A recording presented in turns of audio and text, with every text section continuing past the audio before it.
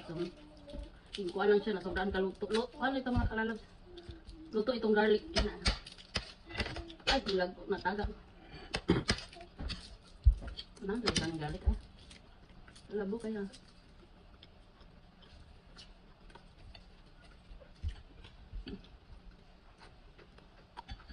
Kaya mga kalalabs, oh. Salad na, cucumber. Yan. Ang dami no?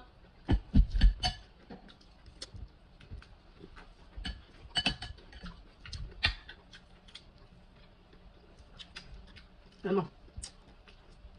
Ang palaya sa paksiw. Ang palaya sa paksiw. Paksiw na isda ba?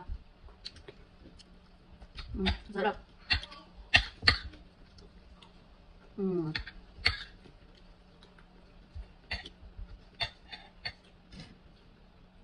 May bukog. Sarap eh.